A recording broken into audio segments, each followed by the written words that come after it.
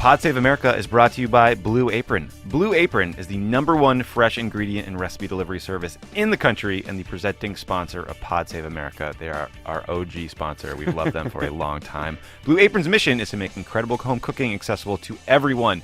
Blue Apron has established partnerships with over 150 local farms, fisheries, and ranchers across the U.S. Their beef, their chicken, their pork comes from responsibly raised animals, and the produce is sourced from farms that practice regenerative farming. Because Blue Apron ships the exact amount of each ingredient required for a recipe, they are reducing food waste. Some upcoming meals include seared steaks and garlic butter with oven fries and romaine salad. Oh man, that one sounds that was cool. Roasted chicken and fall vegetables with cranberry and ginger compote. They should put that one first. You should put the chicken before the steak. Embrace the fall. Work up to the steak. Customize your recipes each week based on your preferences. Blue Apron has a delivery option so you can choose what fits your needs, and there's no weekly commitment, guys, so you only get deliveries when you want them. Each meal comes with a step-by-step, easy-to-follow recipe card and pre-portioned ingredients that can be prepared in 40 minutes or less. I can confirm that. Hannah and I make Blue Apron all the time. We're going to make it this weekend a couple times because we'll never leave our house again because, have I mentioned, I have a puppy.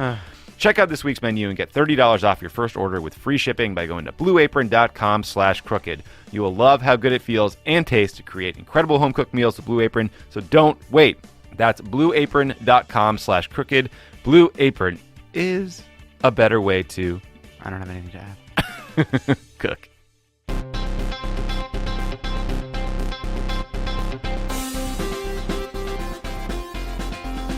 Welcome to Pod Save America. I'm Dan Pfeiffer. I'm Jon Lovett. I'm Tommy Vietor. Jon Favreau on the road, so we're doing a Monday-Thursday mashup. I love it.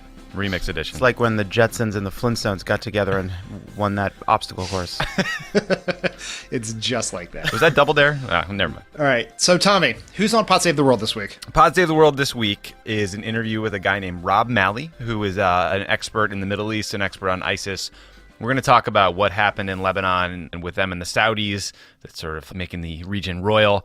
And then don't miss my interview with Jane Mayer on Crooked Conversations, which posted on Wednesday. I listened to it last night on my walk to the gym. Oh. And then the little bit of the rest of it on my walk to Shake Shack after the gym. And and it was really good. Thanks, buddy. It was really good. I was riveted. I've done that walk of shame myself.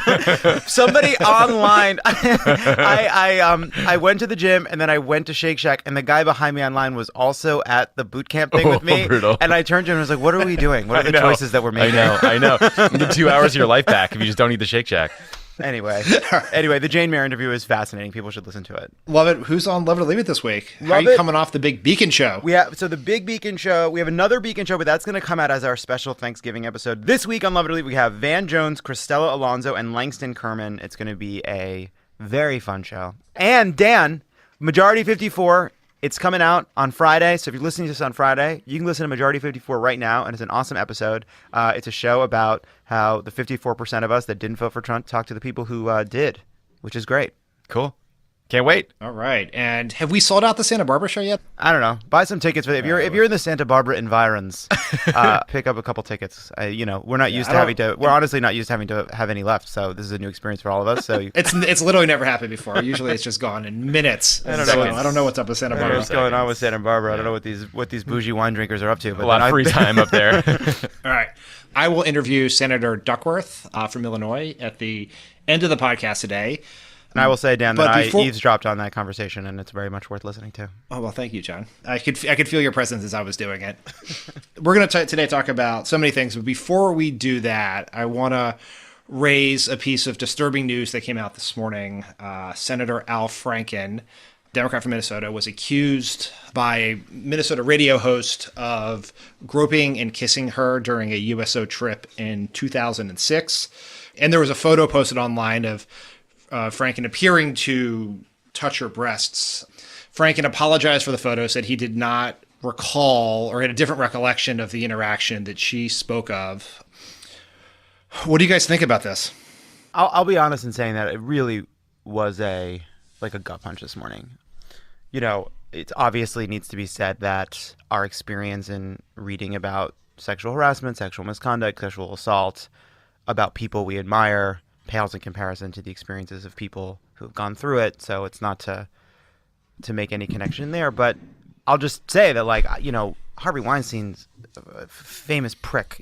I think, these are, Al Franken is somebody that I look up to. You know, I read those books when I was in college. I admire him, and it just like really broke my heart to see it.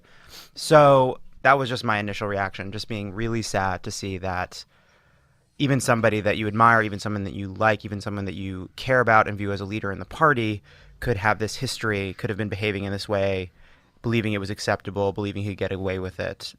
That was it. It was just a heartbreaking thing to see. I had a similar reaction. I mean, I too have looked up Senator Franklin for a long time. I think it's important in these situations to remember that sexual assault, sexual misconduct is not a partisan issue. It's an issue that impacts women.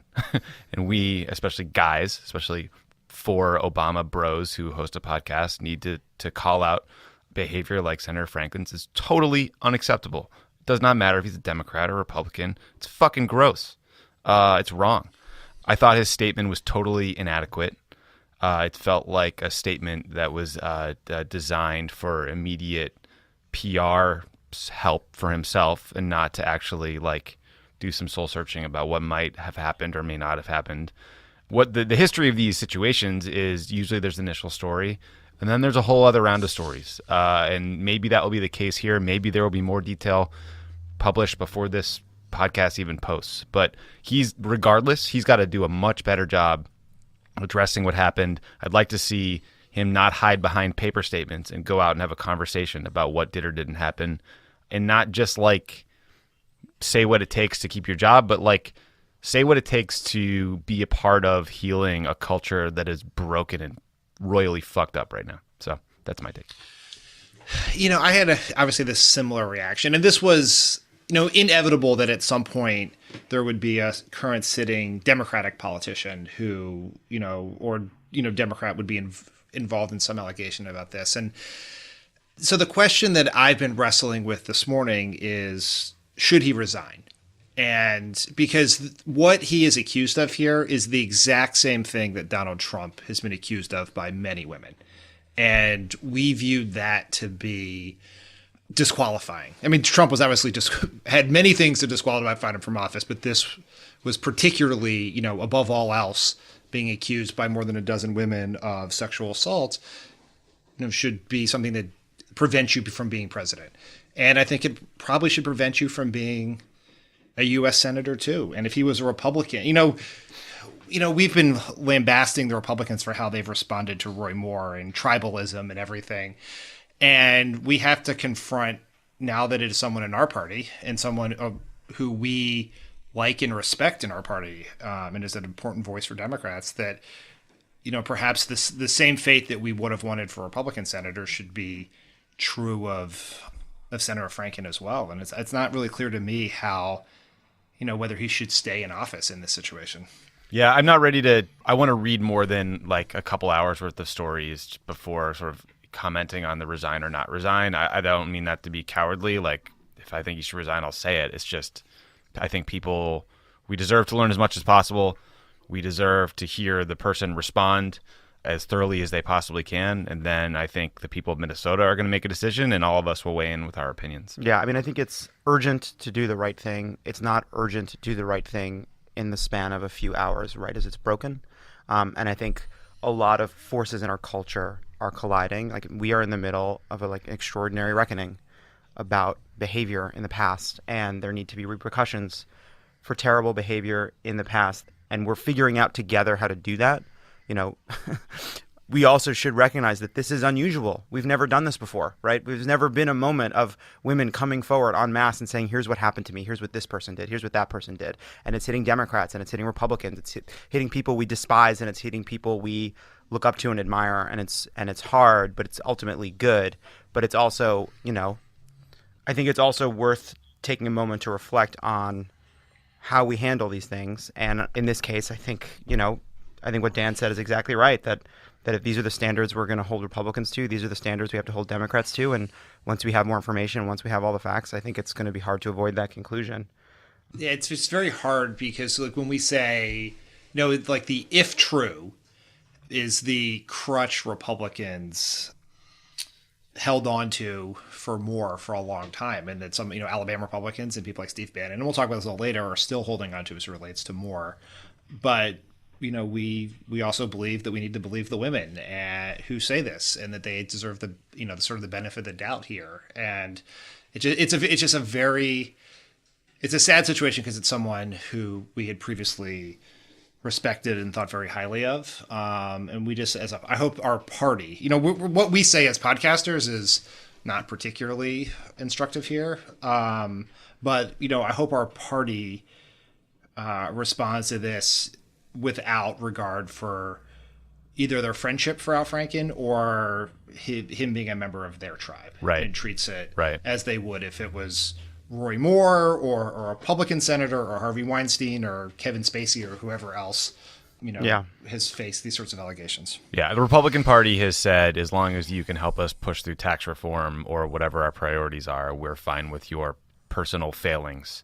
We should be better than that. Yeah, and there is cynicism in holding your own side to a lower standard, and there is cynicism in holding the other side to a higher standard. I mean, there is no way a person can call on Al Franken to resign and then believe Donald Trump should be president. It's just simply not possible. And you know what? His video, what he describes, what he used to describe what Donald Trump used to describe what he did in his own words is quite similar to what this woman described in her recounting. Yeah, and I think there's a similar conversation that's happening about Bill Clinton's behavior when he was president and before. And I think Anna Marie Cox had an incredibly honest and important conversation about this on her show. It changed the way I think. I am still processing these questions, but they're painful. But there's something that Democrats are going to have to come to terms with. Yeah, it's been really the Bill Clinton part of this conversation. I think there's a longer conversation to be had about it. And I agree that I highly recommend Anna's conversation on it. But I've been struck by the amount younger people who, I know here in San Francisco who've asked me about this in the recent weeks, like totally obviously they knew about Monica Lewinsky, but didn't know about some of the other allegations. And it's going to be a conversation for society and the Democratic Party for, months and years to come, I think. Yeah, and it's a conversation that's going to be ultimately led by women, which is why I think it's good that you talked to Tammy Duckworth about this. It's good that Anna and Rebecca talked about it on their show. So. Yeah. The one last note on this, the one person who doesn't deserve to get beat up in this conversation is Hillary Clinton. You know what I mean? Like, for God's sake, could we all just focus on the right people for once in a conversation about the Clintons and their moral failings? End of rant. All right. Let's pivot to a more cheerful subject. Tax reform and the Republican attempt to yank health care away from millions of Americans. God. So the show is dark. I know. When did this become like a dark AMC show? I thought it was a fun political podcast. But just remember last week 1 week ago today when John and I were euphoric in our celebration of electoral victories. And just to throw a little light in there, Democrats also picked up a seat in deeply red Oklahoma earlier this week. So incredible. We're still winning, people. So that district was like 70-30, 65-35 Trump, right? Yeah, it was hugely Republican and Democrats won. And so we're still winning, even if the news is dark today.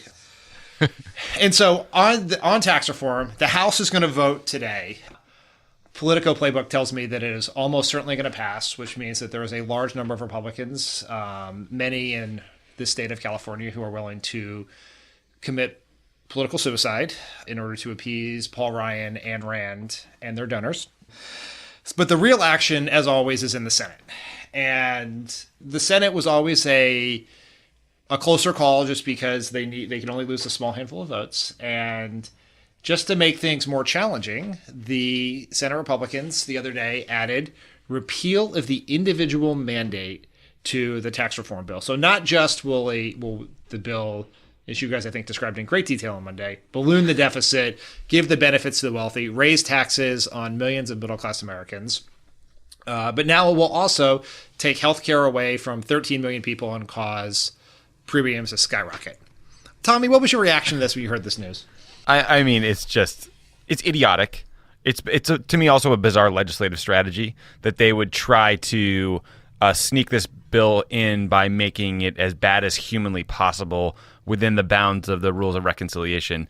One thing that really jumped out at me was actually an article Jon Lovett shared this morning about the way this bill will eliminate tax deductions on free tuition. So, like, there was a story in the New York Times about a janitor, I think, or a custodian who put 5 kids through college working that job because they got free tuition. And now under this bill, that tuition will be counted as income, which will quadruple this person's taxes and make it impossible for him or people like him to actually pay for kids to go to college. And, like, I think, like, on the individual merits and stories, it is such an immoral decision. But it's also like, how much harder are we going to try to create dynastic wealth and make it impossible for people to rise up in this country and achieve the American dream, right? We're going to allow the estate tax to be fully repealed so that the richest people on the planet can keep every drop of their money. We're going to make it harder for people, working class or working poor people, to send their kids to college so that they can't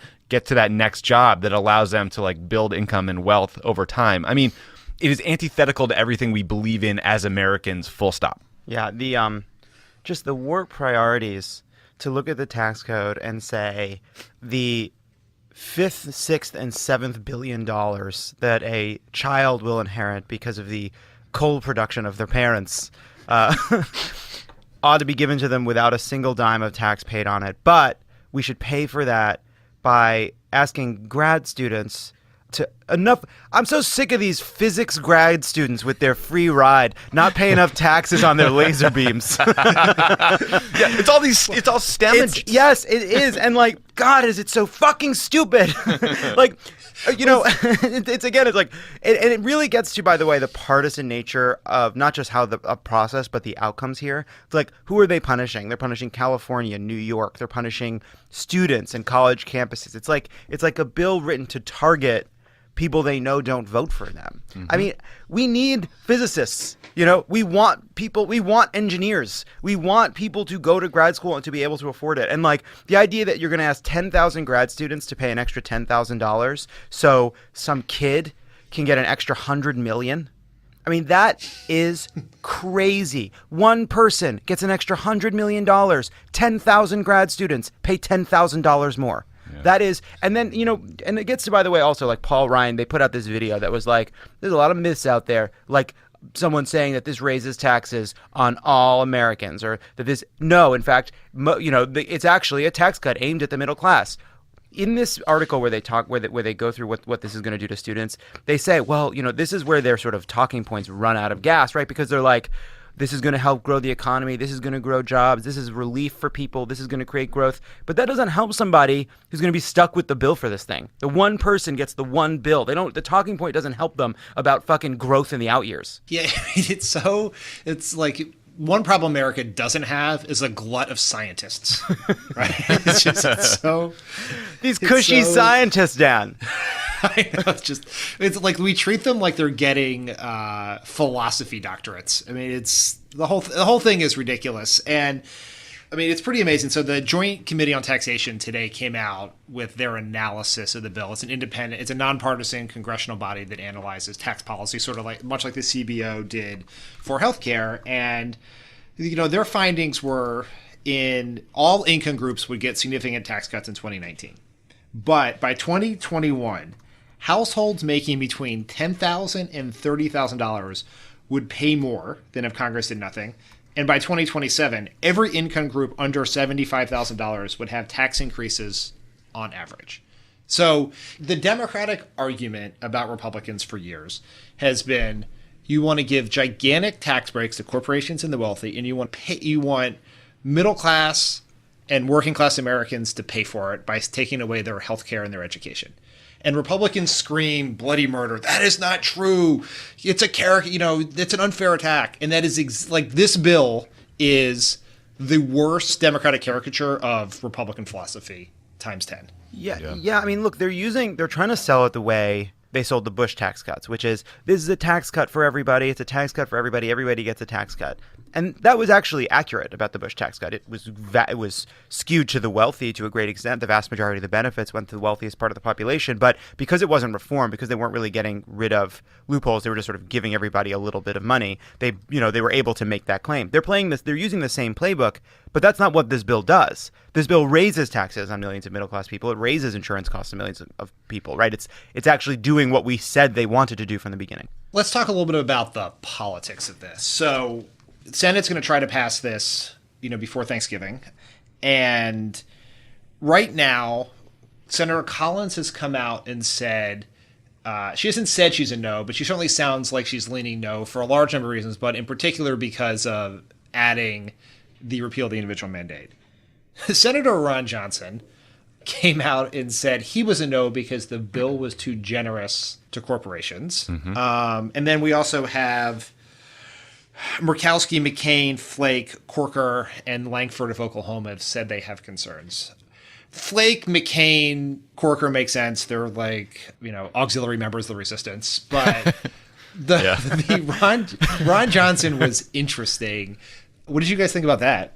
I tend to not believe that Ron Johnson isn't a yes in the end. I find it impossible to imagine. I mean, this feels like, we went through this. This is all playing out the same way as healthcare did, right? They lie and they say they have the votes, but they don't. And then you have people like, the Mike Lees and Ted Cruz's and Ron Johnsons of the world who say, I can't vote for this. It's against all of my principles. But really what they're saying is, can you hurt poor people more in it in some way? And then you'll get me back. So I'm skeptical about that. I think, once again, the key is in the more moderate members and in the anti-Trump members. Now, the good news is, since healthcare, their ranks have swelled slightly. Dan, I want to be honest. I got a brand new 8-week-old puppy yesterday, so we're gonna do a whole thing on Luca the Angel in the outro, but let's do it now. My darling Luca. So what that means is I slept less and studied less than I normally would for a podcast. So I'm kind of curious what you think. I mean, how much is this bill going to change, and how stuck or constrained are they by the figures they need to hit under the reconciliation process? I think that was a very good way to slip the puppy in, and we can talk more about it if you want. But I mean, the Ron Johnson thing is so ridiculous. It would be like 5 days before passage of Obamacare, a Democrat coming out and saying, I oppose this bill because it provides coverage to people. That's the whole point of the bill. Like, it's not a solvable problem. Like, the reason they're doing this is to cut the corporate tax rate and make it easy for corporations. So he's just gonna flip. He must have been sleeping for the last 2 weeks and just woke up and was like, what? Like, so Bob Corker, right? Before this process began, he said, I can't vote for any bill that adds a dime to the deficit. And this adds 15 trillion dimes to the deficit. Each of these members, Collins, Murkowski, Corker, McCain even, they've all set down markers that if they lived by them, they couldn't possibly vote for this, right? Yes, but also, as you said, this is a replay of the Obamacare debate, which is they said we will not support any bill that raises premiums. Right. All the bills raise premiums. Right. Many of them would say, including Trump said, we want universal coverage. Obviously, the bill doesn't do that. Whatever else happens, we must guarantee coverage for people with pre-existing conditions. Every bill got rid of it, and they all found a way they twisted themselves into a pretzel. And I never really know, and I think it probably differs from member to member, which one is just obviously lying, like they know they're full of shit, and which of them think they're not full of shit because they've been fed a Fox News distorted view of the world that treats them they just read the talking points and think it's fine and don't do anything. But so you can see all of them getting, with the exception of Collins, I can see them all getting to yes here. Mm-hmm. Corker's pretty hard. If you say you want to add a dime to the deficit, I don't know how you do this. Right. And the fact that he's not running for re-election and doesn't need the donations that Lindsey Graham said would dry up if they didn't vote this, maybe he's there.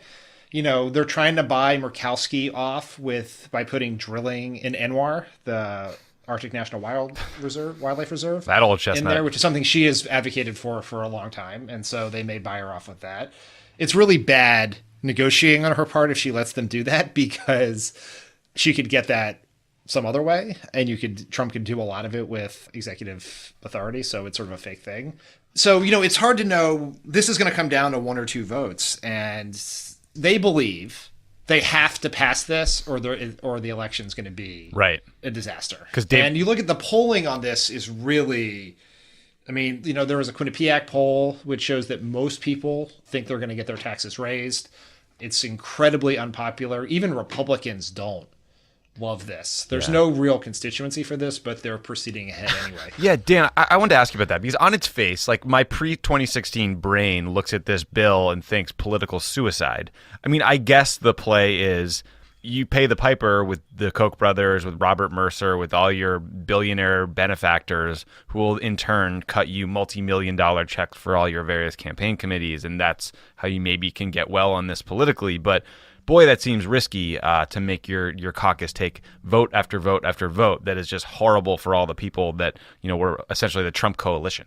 Yeah, I mean, look, if these guys are still the dog that caught the car, in that the pathologies that led them to have a bill like this were the same pathologies that should have prevented them from having the White House, right? Their reliance on donors, this sort of irresolvable tension between practical governing and what they've promised their base. All of those things were the reasons why they ended up with someone like Trump. They're part of the reason, that Trump was supposed to lose. And so now they're trying to govern, and they put together this bill. Like, there was no rule that said they had to write a really, really unpopular tax cut.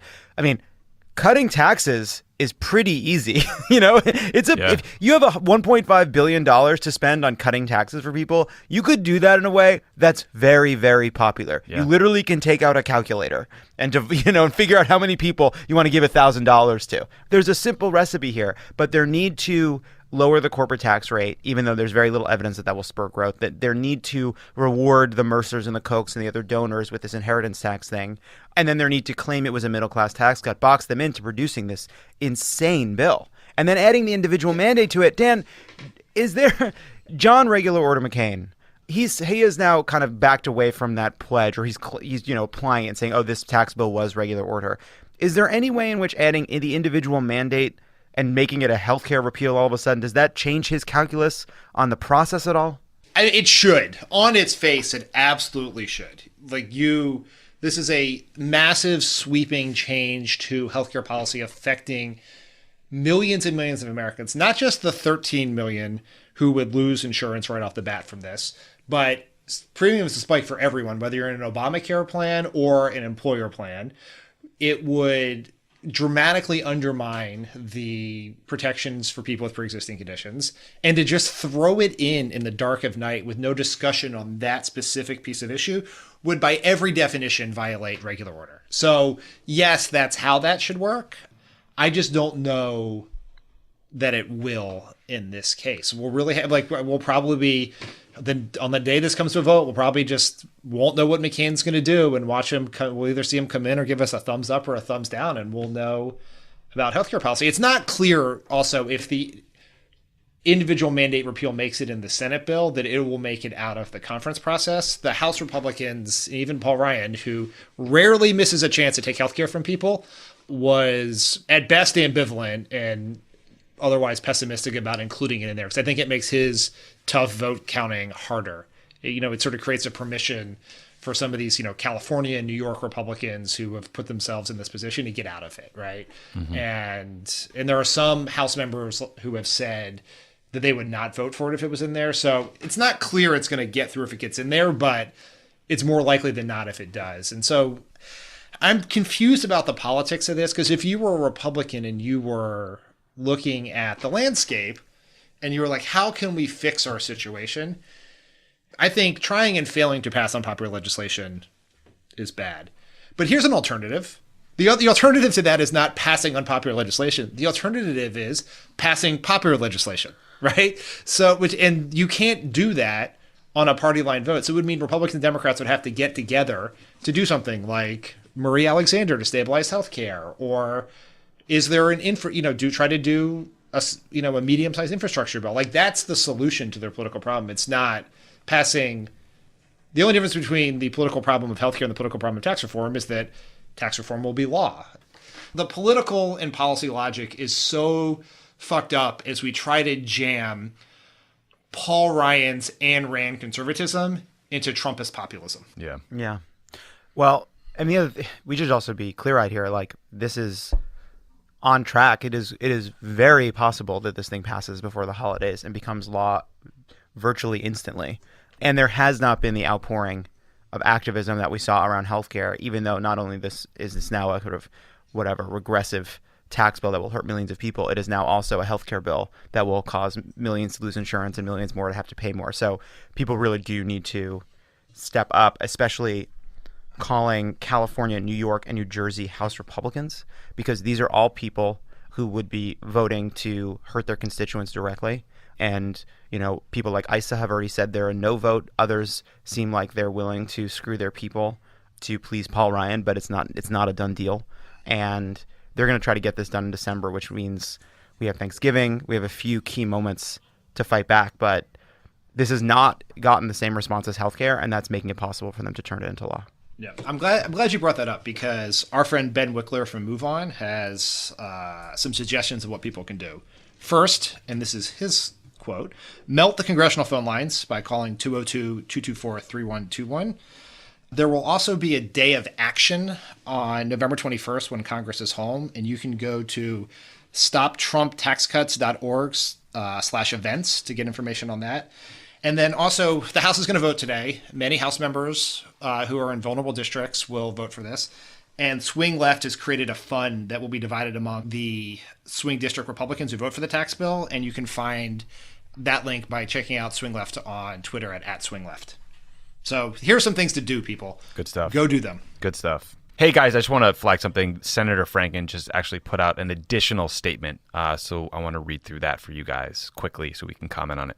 The first thing he wants to do is apologize. He is reevaluating actions and how they've affected women. And he said, I don't know what was in my head when I took that picture, and it doesn't matter. There's no excuse. I look at it now and I feel disgusted with myself. It isn't funny. It is completely inappropriate. It is obvious how Leanne would feel violated by that picture. And what's more, I can see how millions of other women would feel violated by it. Women who have had similar experiences in their own lives, women who have fear of having these experiences, women who look up to me, women who have counted on me. He also said that he's asking that an ethics investigation be undertaken and will gladly cooperate. So he is certainly, this statement came a long way from that first response, which was totally inappropriate.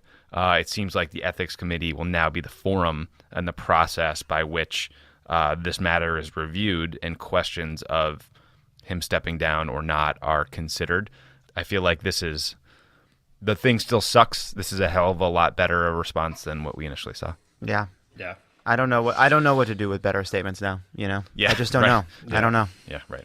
All the people that we have, have rightfully been derided for their actions, many of them have put out very well-crafted apology statements, and that is nice to read, but it doesn't change the actions that happened.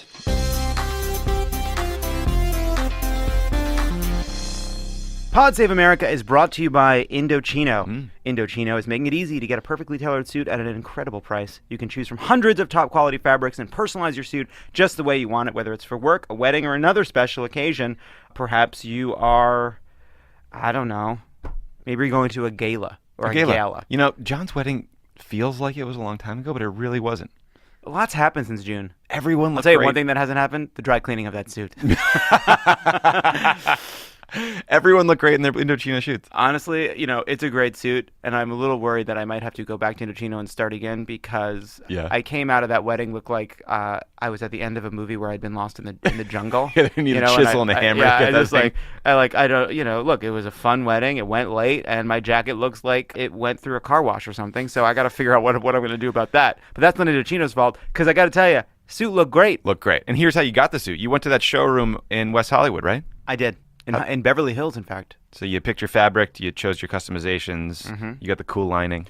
Well, see, I didn't because I went along with the flow of John's outfits. But I do plan to go back. The problem is, I lead an LA lifestyle, but I will need a suit soon. And when I do, I will be going to Indochino and I will say, bring me the purples and the pinks for the lining and bring me a peak lapel.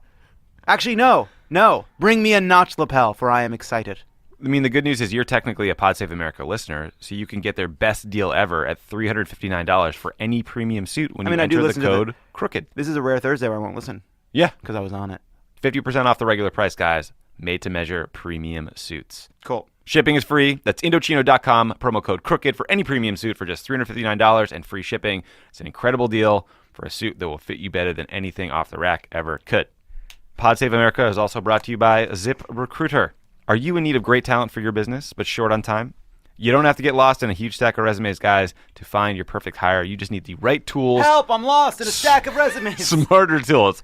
That's why you need Somebody ZipRecruiter. fire up a flare. You can post your job, do over 100 of the web's leading job boards with just one click. Proficient in Word.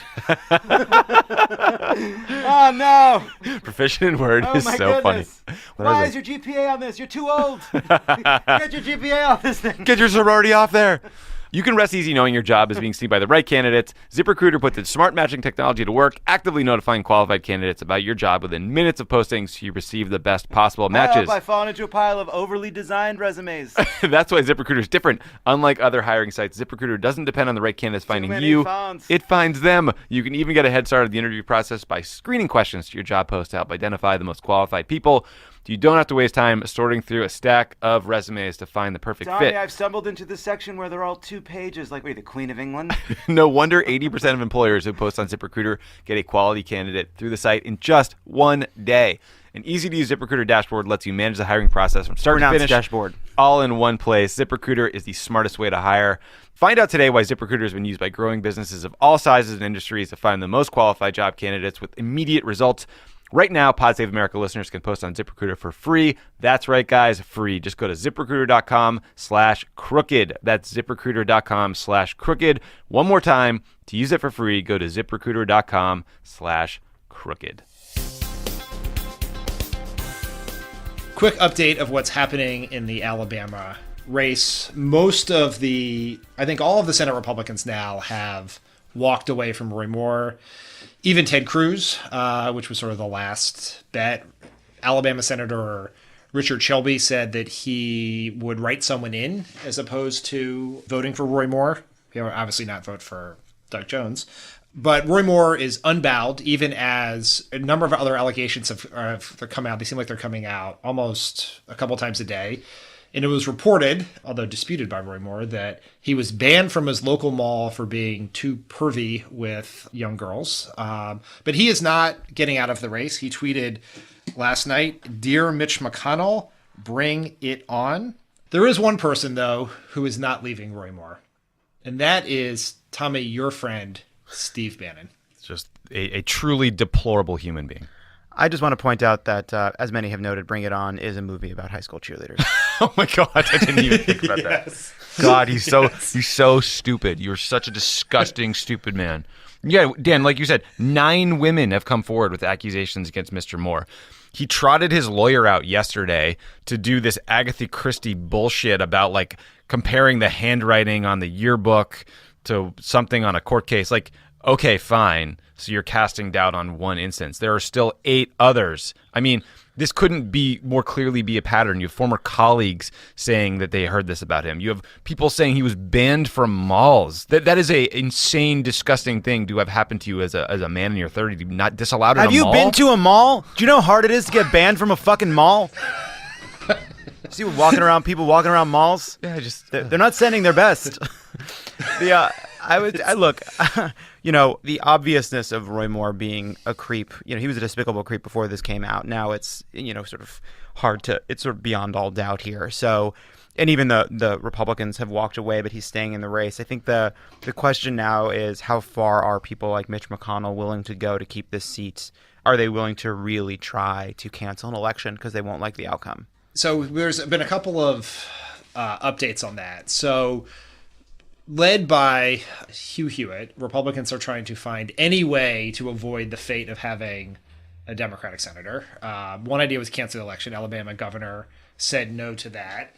The latest plan that McConnell has been working on and trying to pitch Trump on would be for Luther Strange to resign. Luther Strange is currently sitting in that seat, which would then give the governor a reason to call a new election. The governor came out and said that would not happen. If Luther Strange resigned, then the governor would appoint someone to fill that seat till December and would have the election take place on that day. So it seems like the only path left for the Republicans is a write-in campaign, either for Luther Strange or, some people have bandied about Jeff Sessions' name. Mostly the people who bandied about are ones who want Sessions to leave so there can be a new attorney general who's not recused, which would give Trump cause to get Mueller fired. But that's just sort of an ancillary benefit to that strategy. Yeah, I mean, one thing that's fascinating to me here is that the same distorted, broken conditions that led the party to nominate someone like Roy Moore are the same distorted and broken conditions that leave Roy Moore believing it is in his interest to stay in the race. That quitting, right, would concede something. If he stays in and fights, he can make it about the establishment. If he loses, it's no different than he withdrew, but maybe there's a chance he ekes it out. So the Republicans in Alabama, Mitch McConnell, these guys have really been... It's partly why canceling the election was such a despicable act, because they've been hoisted by their own petard here. My catchphrase. They nominated someone that they felt unaccountable. They nominated someone despicable. They got caught because he was even worse than they imagined. And now the same that he views staying in the race as valuable to him because he thinks there's money in it if he loses. He thinks it's a war with the establishment, that he can rile up sections of the base, and he doesn't need to win. He just needs to get out of this thing without having conceded to what McConnell is saying. He's also a delusional lunatic. Yeah. There is a strand of this in all people in public life, politicians, celebrities, etc., where there is this sense that if you do something bad, the way out of it is to not apologize and be like, well, I'm sorry if people were offended. Trump is the sort of like the most despicable iteration of that sort of no apologies, and you never have to really deal with or reckon with something, a brand of politics. I'm hoping that when Roy Moore gets his ass handed to him at the polls in December, that we can push back on the increasing number of people you're seeing who are following this Trumpian, disgusting strategy, because it is exacerbating the sort of facts don't matter strain of our politics that is just making us all insane. Yeah, that is, you're right. The tradition in politics, which is also sort of terrible, is if you do something wrong, no matter what it is, you apologize, you do a press conference, an interview, maybe you fire someone on your staff, and then all's good. You're right back to the gridiron dinner. Right. But there is actually something worse than a faux apology to appease the DC set is no apology and no consequences. And Trump has sort of weaponized that. And whether it's Roy Moore or Bill O'Reilly or anyone else that have adopted that approach, and it's pretty disgusting. And we do need an object lesson to people that Trump's success was actually the exception, not the rule, for how you approach being an asshole. Yeah, and look, Democrats have nominated a profoundly decent man who is a prosecutor and who has a great chance of winning the seat, and Roy Moore staying in because he learned from Trump, and Mitch McConnell trying to get him out because he cares about winning, might hand us the seat. And maybe that'll be the lesson these people will. Maybe they'll finally learn a lesson. The genius of Steve Bannon losing a Senate seat in Alabama. That is Steve Bannon. That's how brilliant he is. When you go to his parties at the Breitbart Embassy, talk to him about what it's like to lose in Ala-fucking-Bama. Yeah, Jeff Sessions. Slow clap.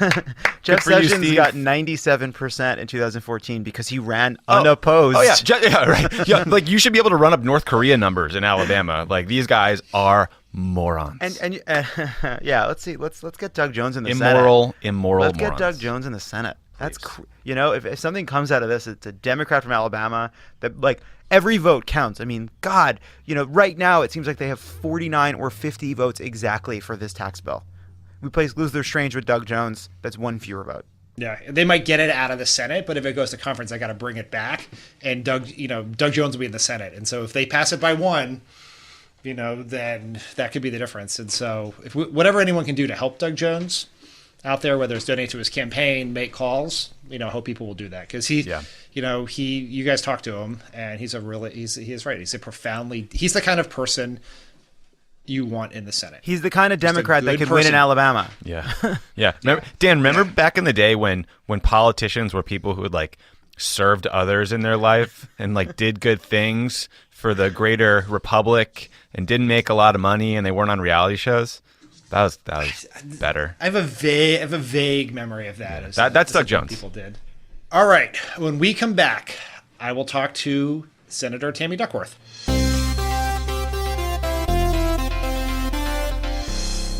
Pod Save America is brought to you by Stamps.com. With holidays almost here, who has time to go to the post office? It'll be busy with people sending holiday cards and gifts because people love the post office, but they also love Stamps.com. True. Stamps.com brings all the services of the U.S. Postal Service right to your fingertips. Buy and print official U.S. postage for any letter, any package, any class of mail using your own computer and printer. Then it just gets picked up with the mail. Stamps.com makes it easy. They'll send you a digital scale, automatically calculate the exact postage. Stamps.com even help you decide the best class of mail every time. Print postage any day, anytime, day or night, middle of the night. It's 4 a.m. You're like, I want to mail this. Gotta send it. Gotta send it. Gotta get it off my plate. Stamps.com. Once you've used Stamps.com, you'll never go back. Why would you go take a whole bunch of Friend of the Pod t-shirts down to the post office when you could do it from your office? Yeah. It's crazy. Right now, you can enjoy the Stamps.com service with a special offer that includes a 4-week trial plus postage and a digital scale without long-term commitments. Go to Stamps.com, click on the microphone at the top of the homepage, and type in CROOKED. That's Stamps.com. Enter the code CROOKED. And, as always, Pod Save America is brought to you by the Cash App. The Cash App. You enter the code PodSave, you get $5. $5 goes to hurricane relief in Puerto Rico. And on top of that, we're not using the other apps anymore. Nope. People say, "Oh, pay me back using." I don't even have that on my phone. Nope. I'm capricious when it comes to apps. But not when it comes to a food delivery app. I'll try this one. I'll try that one. I get a bad experience. I'll switch to the other one. But I'm not using those other apps. Don't you tell me these are commodities. I use the Cash App. The Cash App is better. We're switching to it Right now. And I know you got a friend group, and you're doing what you do. You know, you're going bowling, you're riding on Ferris wheels, you're doing hay rides, you're carving pumpkins, you're having competitive cake baking contests, you're doing pottery, the many things that normal, adults do together, pottery among them. And they're saying, we all use this other thing. And then you come in there and you say, no, we use a different thing. We use the Cash App. Better thing. I'm not paying you for the kiln tine with the other ones. I'm paying you for this glaze. This is actually Ghost 2. This is the script. Yeah, when Patrick Swayze in the body of Whoopi Goldberg makes pottery with you and then asks you for $10 at the end, which is not in the movie, to pay for the cost of the clay and the renting of the wheel, you say, Whoopi, I'm not paying you. You say, you in danger, girl, of not being paid back unless you download the Cash App. Then we're watching Sister Act 2. Oh, 2. Cash App. Cash App. We are now very excited to be joined by Illinois' Democratic Senator Tammy Duckworth. Senator Duckworth, welcome to Pod Save America. It's great to be on, Dan. Thank you. We want to talk to you about tax reform and some of the other debates in the Senate. But before we do that, I wanted to get your reaction to the news this morning about an allegation against your colleague, Senator Franken, for groping a radio host in Minnesota. Well, I don't have any reason to doubt Ms. Tweeden's account of what happened. Unfortunately, this is all too common an experience for women throughout their professional career. Senator McConnell this morning called for an ethics investigation into this. Would you support that process? Yes, of course. I think that an ethics investigation or a review by the ethics committee, whatever the process is probably appropriate. I think that that should be the case with anyone who violates the ethics rules for the Senate. And, this fits in this, there's a larger context here about, in this environment of Harvey Weinstein, Donald Trump, obviously, Roy Moore, and as a woman serving in the Senate, there was a story in the New York Times about the other day with lots of accounts of women being sexually harassed in the halls of the Capitol. What do you think the right approach is to change behavior, not just in society as a whole, but in Congress? Well, I think what we're seeing is finally much needed change that's happening in American society. Some the real rejection of this type of behavior that maybe we even put up with tacitly 5-10 years ago, and it's for a good thing that people are pointing this out, that there are leaders moving forward and saying we should not do this. The fact that the Senate and the House did not have mandatory sexual harassment training was terrible. But you know what it took? It took a female senator, Kirsten Gillibrand, to introduce the bill. And this is the type of thing that's happened, as I said, throughout, unfortunately, many women's professional careers. Yes, I'm a female senator, but before that, I was a female helicopter pilot, Right. The only female helicopter pilot in my unit many times. And throughout my career, it was just how things were done. It wasn't acceptable. But until we got more women in leadership, until I rose through the ranks and became a commander myself and put a stop to it within my command, and until we got more and more female senators and more women as CEOs and more women reach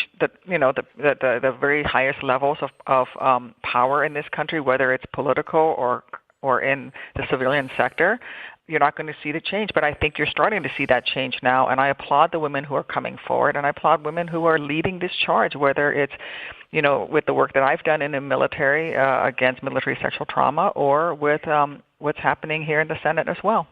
Pivoting to tax reform, the Senate Republicans added repeal of the individual mandate into their tax bill. I assume you obviously oppose that, but what do you see as the prospects for that being part of a final tax bill?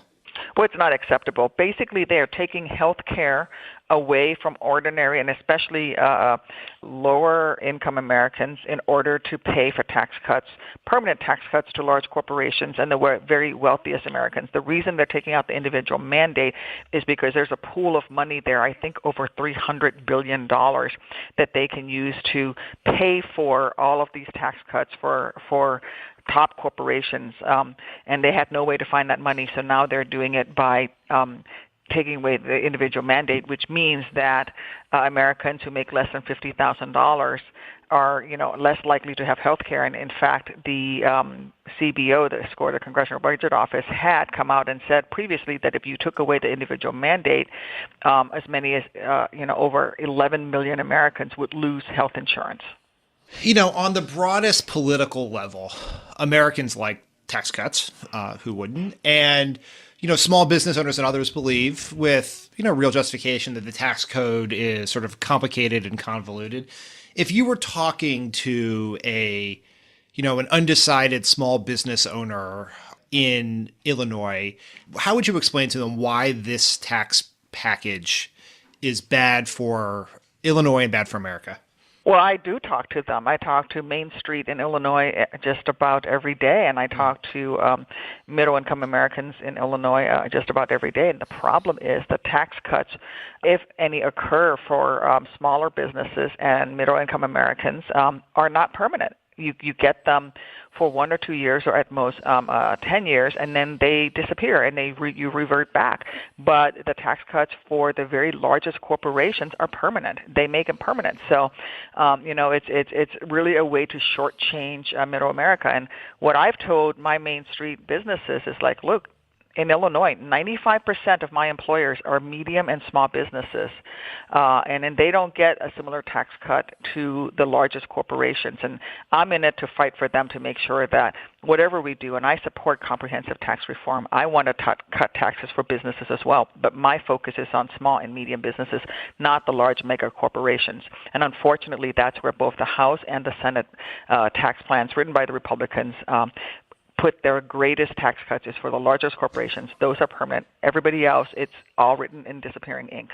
Not that I would ever make the Republicans' case for them, but as I believe they would explain the expiring individual tax cuts is it's essentially a budget trick in that they will make them permanent or extend them when they expire, which was the argument around the Bush tax cuts and ended up being right for about 70% or so of the tax cuts.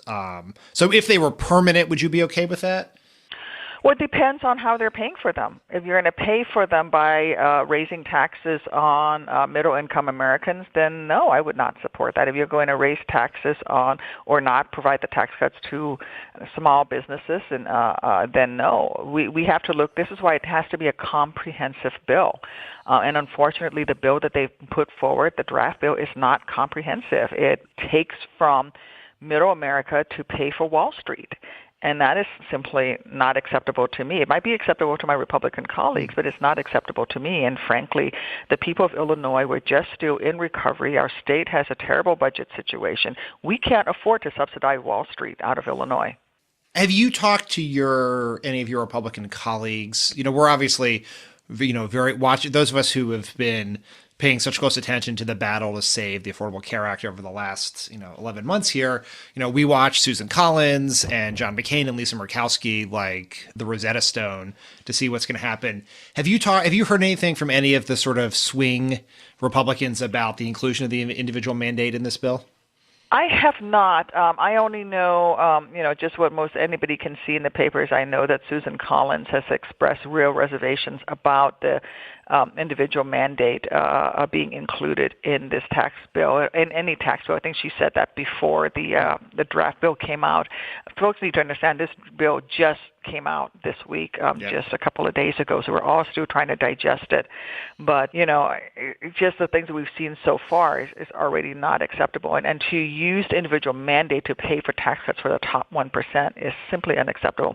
In Illinois, the average tax cut for the very top 1% will be anywhere from about $50,000 to $70,000. And yet a family in Illinois that makes just $25,000 in Peoria, they're going to see a tax increase about just under $1,000, $800. So, and then you take away the mandate, and now we have families that are going to be out of health insurance. It's not acceptable. When we were in the battle to save the Affordable Care Act, there was. You could compare, right? Obviously the Affordable Care Act was law, but there was a Democratic position of this is how we should do health care now, maybe moving to something like Medicare for all or a public option later, but we had an alternative to the Republican plan. In the tax debate, it is the Republican plan, versus nothing from the Democrats. Do you think Democrats need to come up with an alternative tax reform plan or alternative tax cut plan, if you will? Well, I don't think that the people of Illinois want partisan fights. They want something that is a compromise. And I know I'm willing to work on a compromise bill. I just need to be allowed in the room. The Republicans are crafting these bills, whether it was health care or now tax reform, without any Democratic input. I don't know that a purely Democratic plan would be the right thing for the country either.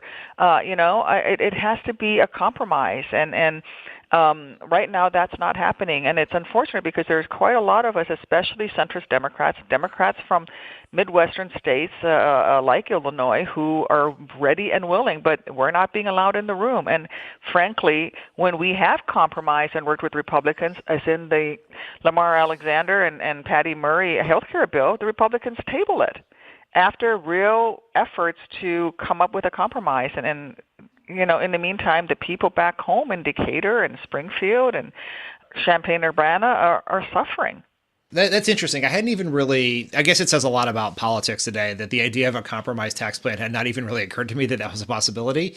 What are some of the points of areas of compromise you'd be interested in? And are there other Democrats like you who you think feel the same way?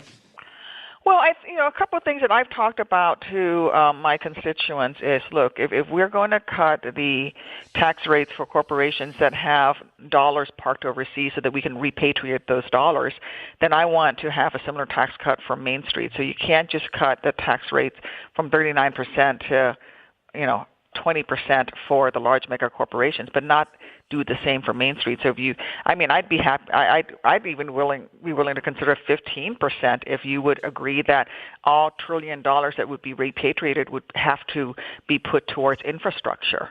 Let's put that money back into the economy, into fixing literally Main Street and fixing, the infrastructure in this country. We need $1 trillion just to bring our infrastructure up from a D- grade, according to the American Society of Civil Engineers, to a C grade, to a passing grade. And if you put that money into infrastructure, then you would actually stimulate our economy because, you can't just fix 10 miles of a road in Chicago. You got to fix that road all the way down to Springfield and all the way down to East St. Louis.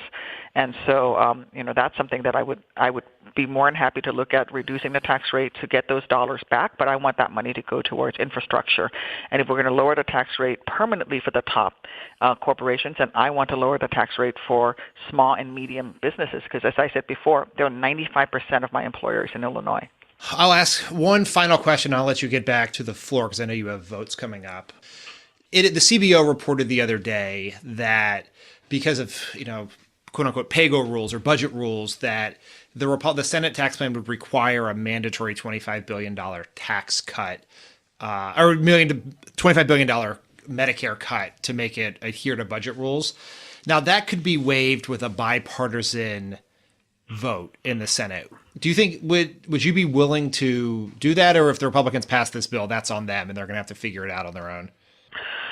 Well, I mean, I think that before they bring this to the floor for a vote, they have to figure this out. And I think this is where we need to have some tough conversations with our colleagues on the other side who are thinking of voting for this bill without a solution. I'll be the first to say that, there is waste in Medicare. I've talked about this. There are ways to find savings in Medicare and also to make it viable for decades to come. But just cutting from services from Medicare for people who need it is not the right answer to do that, and especially not just to meet some sort of budgetary requirement because you want to give tax cuts to the wealthiest of Americans. There's a lot of things that we can do to bring down our deficit, and I cannot believe that Republicans are pushing to increase our national debt and are proposing this large of a deficit increase at a time when we should be working together to lower costs. We can go after the pharmaceutical industry. We can allow Medicare and Medicaid to negotiate for lower drug prices. We can go after waste and fraud that happens in the system, and yet that's not what they're focused on. They're focusing on giving permanent tax cuts to large corporations, to the pharmaceutical industry, to the wealthiest corporations at the expense of Main Street and everyday hardworking Americans. And I don't know what they're thinking. The irony after being part of all the Obama budget battles in the years that the Republicans now want to increase the deficit by $1 trillion is sort of hard to stomach. So. Well, I mean, Dan, Speaker Ryan said that, this proposal that the House is about to vote on today has a $1.5 trillion price tag for our national debt. They're going to increase our national debt by $1.5 trillion. And then Speaker Ryan said, but it's okay because we're going to create almost 1 million jobs. And if you do your math, you'll realize that's about $1.5 million per job. That's not a deal. Give me $1.5 million. I can create more than one job. I think most Americans could. You put $1.5 million in a Main Street USA business downtown El Paso, Illinois. That businessman, that small businessman who maybe has 5 employees, he'll create a heck of a lot more than just one job. We always used to say, President Obama always used to say, it's not on the level, and it is most definitely not on the level when it comes to Republicans on this. Senator Duckworth, thank you so much for joining us, and we'd love to have you back as the debates in the Senate continue over the rest of the year and into next year. Thank you so much. Of course. Thanks for having me on. Bye-bye.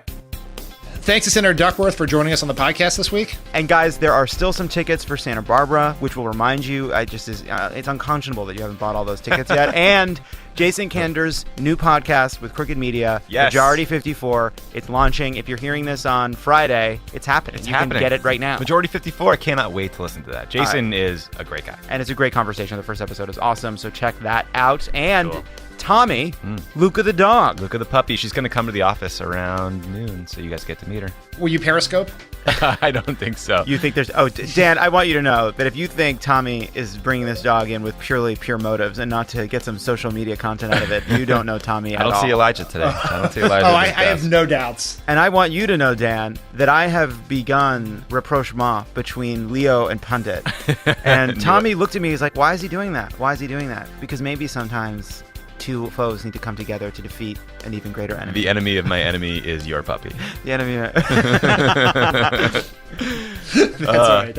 That'll be really sad for me when everyone shows up at the next show with their puppy shirts and I get nothing. But that's okay. I can't get a dog in my apartment. That's a cross I have to bear living in San Francisco. Let them evict you. That's right. Don't ask for permission. Beg for forgiveness. Get a dog. Yeah. All right. Thanks, everyone, and we will talk to everyone next week. All right. Goodbye. See you, buddy.